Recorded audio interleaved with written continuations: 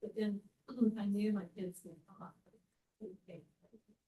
So we got a civil home for them. He gets and then chocolate chips. So just. And you should just do that. So that's all. Everyone. I just call that beef bars. Well, Beef bars. I have not, I don't want. Oh, I eat, I love those all, but I actually have them in chips. Okay. That happens to be one of my favorite things. Anyway. And we don't. Now we know we just. There was a brief time this afternoon, I didn't think I was gonna make it. Dave said that he knew he wasn't teaching tonight, so anyway. It has been Yeah. busy. Instead of yes,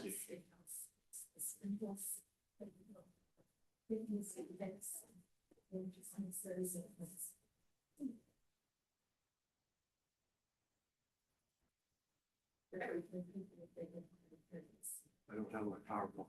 Oh. I knew I was gonna forget something.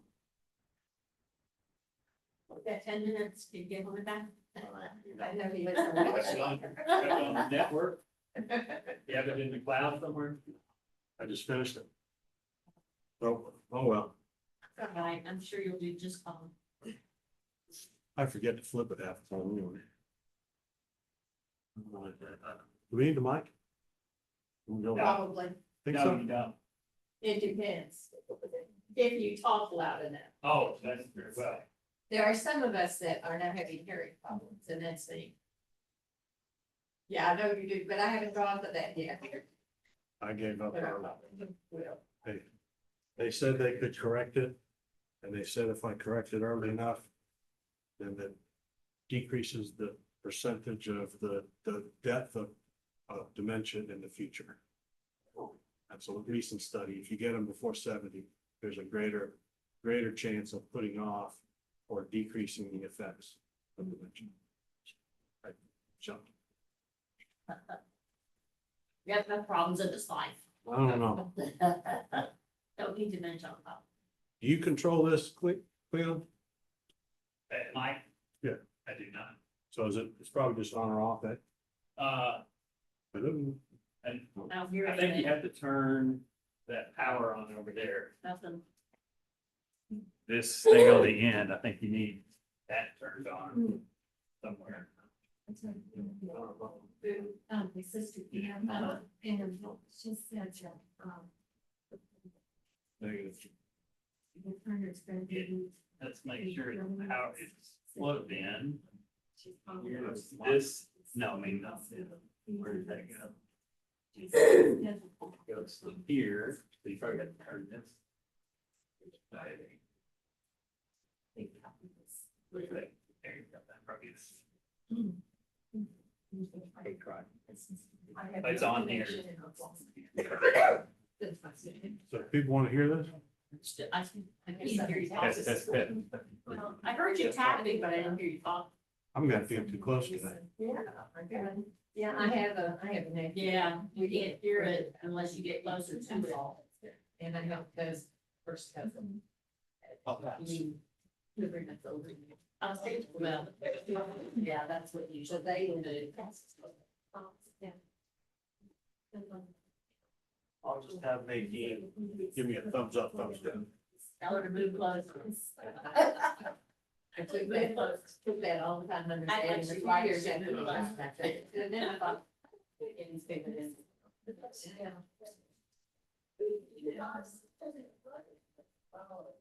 Yeah, I just finished it and I didn't email. this. That's right, because you can't. Well, it's good to know. And you just stand there. Yeah, my sister lives in the elder sister. Or maybe so. What do you think? I think about even if I said, I was getting a few. Pleasure. I don't care. I saw it on YouTube. At night.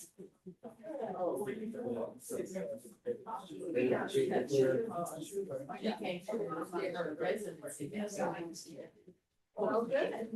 Several years ago.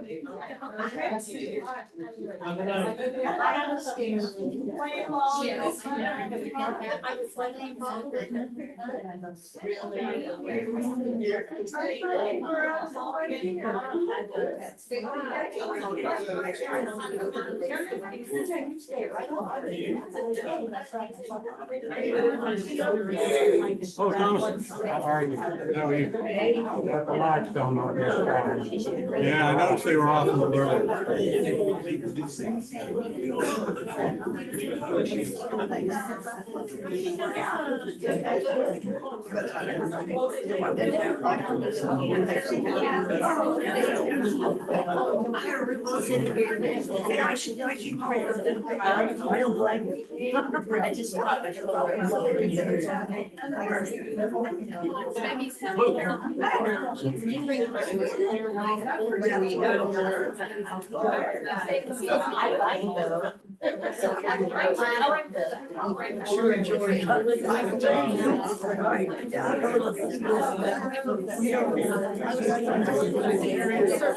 you?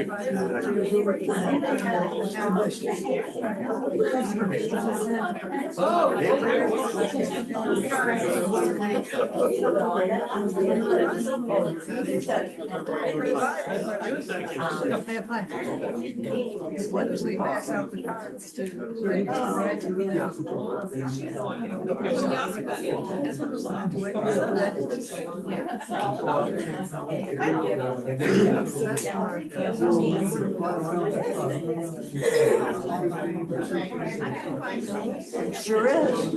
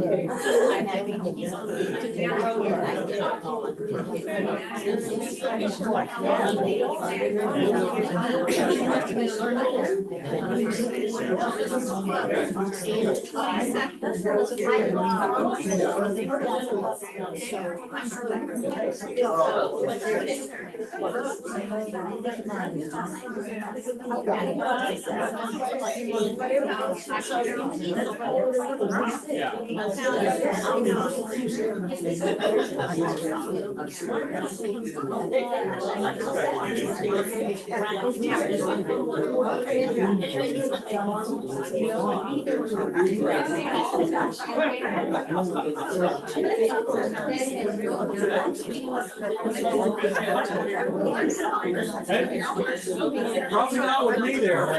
Okay, I think we're ready. Just hustled the last few people from the hallway in. I'm gonna constantly look over at Nadine so she can tell me if I am speaking loudly enough. So sometimes I've just recently gotten hearing aids myself, and the problem that I have is when I speak, I think I'm shouting. And so I'll try and make sure that I'm projecting loud enough. So in consistency with the season, Merry Christmas. Happy holidays. Happy New Year. And my personal favorite, bah humbug. Okay. We are getting started. We just have a couple of things in history. I didn't go for the full week. We've got December 17th, 1975. Lynette Fromm was sentenced to life in prison for her attempt on this president. Ford. Ford, 1975, Gerald Ford. December 18th, 1998, the U.S. House of Representatives began debate on 4 articles of impeachment concerning this president. Bill Clinton. He was the only second president. Who was the first one? Oh, way back. Richard. Richard Nixon resigned before they could start. Jackson. All right, last one's a freebie. 1928, December 20th, 1928, mail delivery by sled dog began in this state. Alabama. Washington. Where's Steve? Where's Steve? Maine, the great state of Maine. Lewiston, Maine, got sled dog mail delivery in 1928. I didn't look it up. I don't know if it was just a local delivery or if it was a bulk delivery from Portland. Lewiston, Maine, sled dog mail delivery in 1928. There you have it. All right, next, we are done with Ephesians, by the way, if you haven't got that. Thank you very much for Dave for taking a couple of Wednesdays in Ephesians chapter 6, and he finished that. So we have decided, yes, sir. December 16th birthday. Happy belated birthday, sir. So we have decided, the committee has decided to continue with Paul's prison epistles, our prison letters. So we have finished Ephesians, so that puts us with Philippians, Colossians, and Philemon for starting in January. We do not have a pre-selected set of teachers. So if you are interested in teaching and are willing to volunteer, want to do 1 chapter, 1 month, I'll take whatever I can get. I can tell you right now, I'm not here on the week of the 5th, so I'm going to need a couple of volunteers. If you're interested in taking a chapter, we'll probably start with Philippians chapter 1, and we'll try and get a roster depending on how many people volunteer to teach.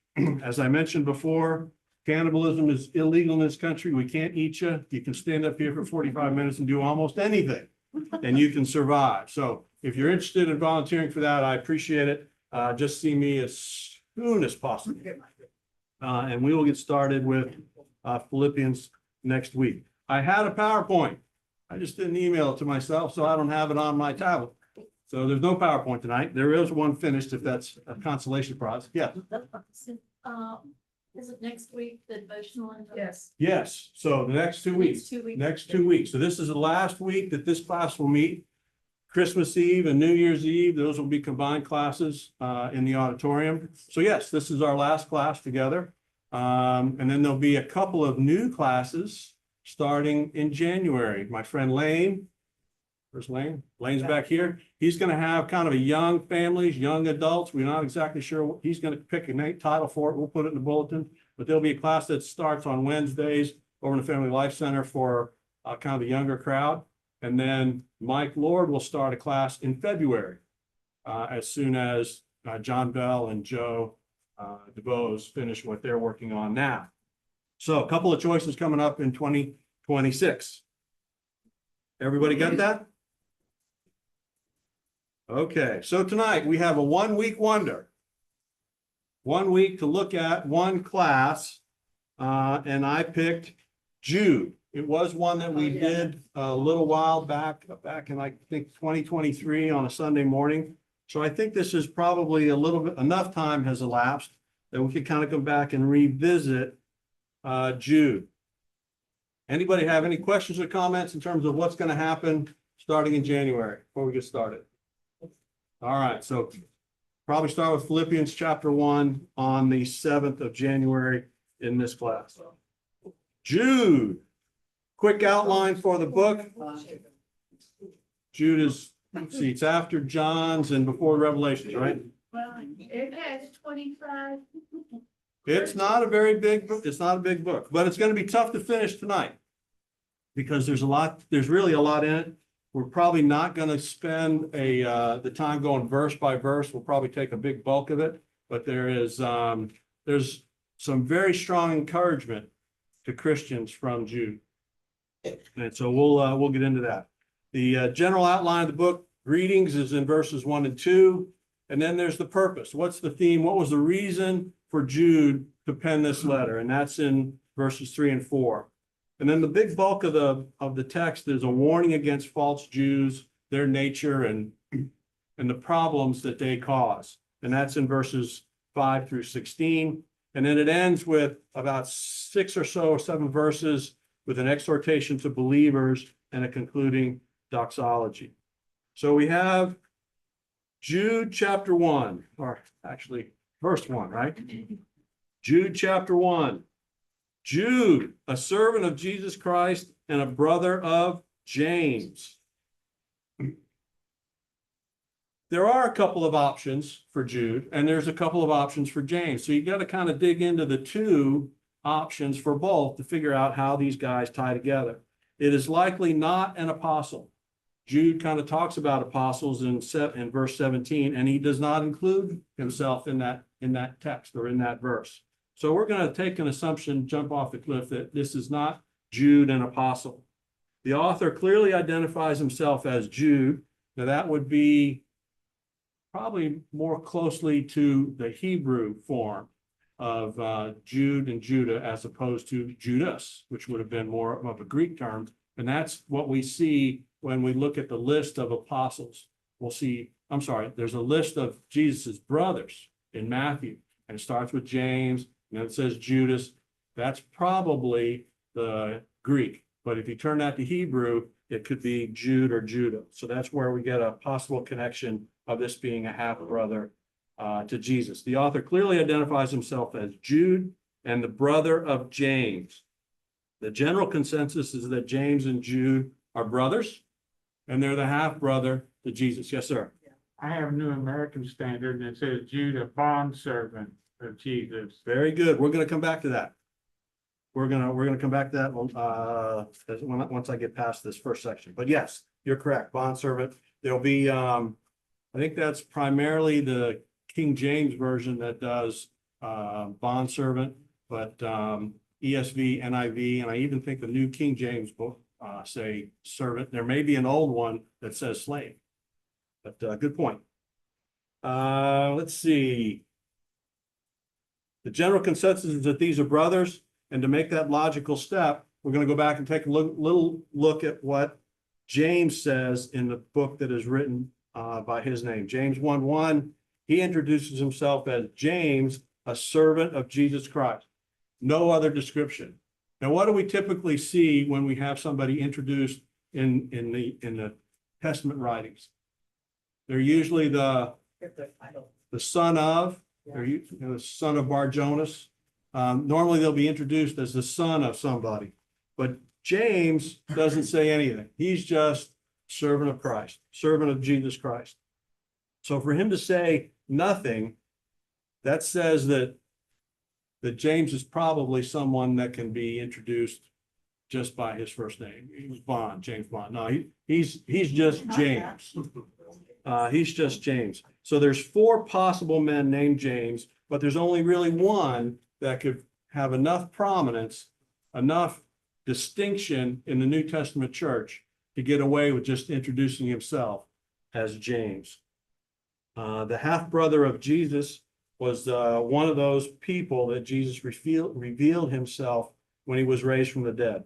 In 1 Corinthians chapter 15, verses 6 and 7, after that, this is Paul witnessing for the Corinthians. After that, he, Jesus, appeared to more than 500 of the brothers and sisters at that time, most of whom are still living, although some have fallen asleep.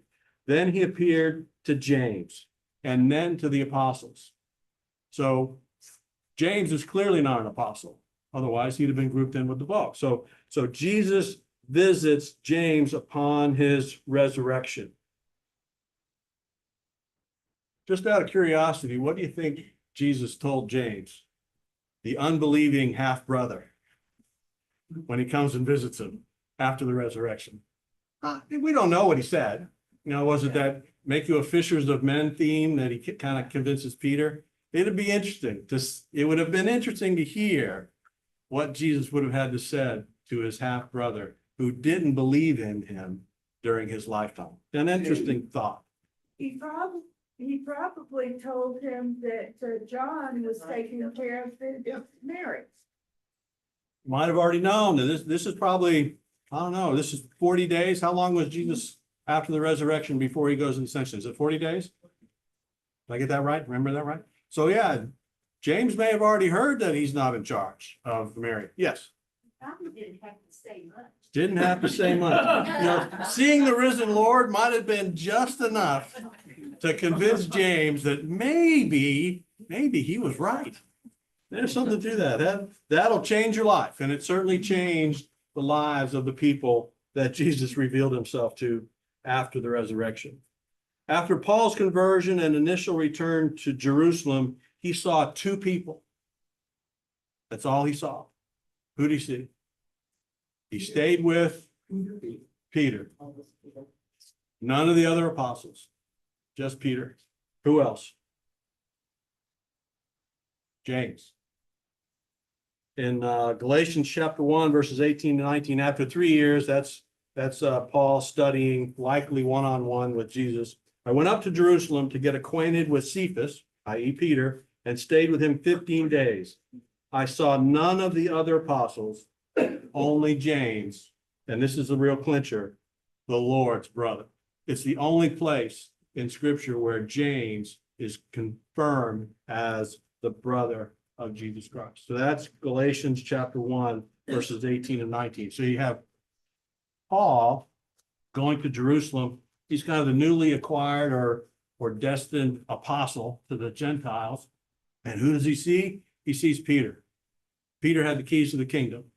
He gave the first gospel preacher lesson or sermon on Pentecost. And who else does he see? He sees Jesus' brother, James. James goes on to become a prominent leader in the church in Jerusalem. The Apostle Paul refers to James along with Peter and John as pillars of the church in Galatians chapter 2, verse 9. And then after listening to Paul and Peter about the conversion of the Gentiles, it is James that addresses the council in Jerusalem in Acts chapter 15. And not only does he speak to the council, he draws it to a conclusion. He draws the discussion to a conclusion. That's James. That's the prominent pillar of the church in Jerusalem. So James, the half-brother of Jesus, is a guy that has the prominence in the early church to just write, I'm James. Everybody else, you know who I am. I don't need to give you any other description. Not son of Joseph, not Jesus's brother even. And so with that kind of prominence or that type of significance, we go back to Jude, who doesn't identify himself as the son of Joseph or anybody else. He just says, I'm James's brother. And that's good enough. Everybody knows who James is, so therefore everyone knows who Jude is. Both were sons of Mary and Joseph and the half-brother to Jesus. Well, we don't know for sure. I mean, it doesn't say. So our Matthew Henry's commentary from the early 1700s suggests that the possibility that Jude is the spiritual brother of James, not necessarily a blood brother. So if you wanted kind of the opposing view, that's one of them. Matthew Henry doesn't offer another alternative or another option. He just says, it's possible. This is another way to look at it. It's another way to look at it, but the general consensus is that Jude and James are brothers, and they are the half-brother of Jesus. It's interesting that neither James nor Jude leverage that kind of credibility. I mean, he could have said, I'm Jude, and I'm Jesus's brother. You ought to listen to me. He doesn't make that claim.